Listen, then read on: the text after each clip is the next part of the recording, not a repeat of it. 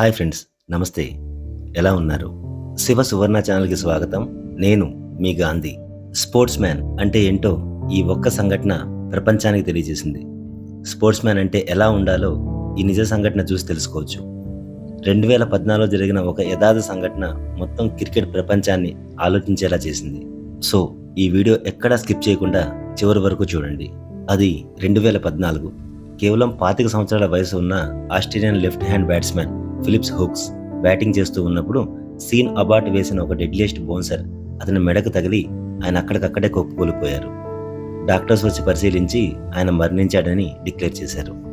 మైదానమంతా నిశ్శబ్దం, ఎవరికీ ఏమీ అర్థం కాలేదు.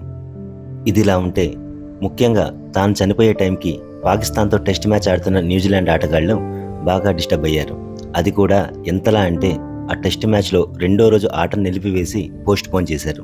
ఆ తర్వాత రోజు అతనికి ట్రిబ్యూట్గా వారి జెర్సీ మీద ఉన్న వారి కంట్రీ ఆమ్లం కింద PH అని ప్రింట్ చేసి వాటినే ధరించి టెస్ట్ మ్యాచ్ని కంప్లీట్ చేశారు.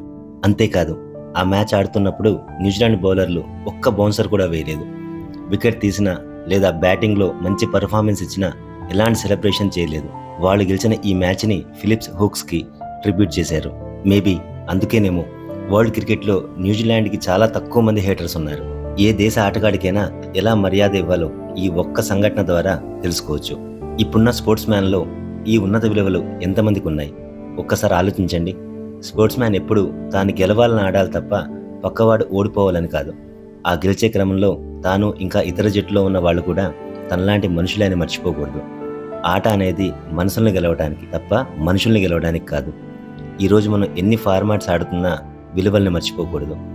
ఈ సంఘటనను కేవలం ఆటలోనే కాదు, మన జీవితాల్లో చాలా విషయాలకు ఆపాదించుకోవచ్చు.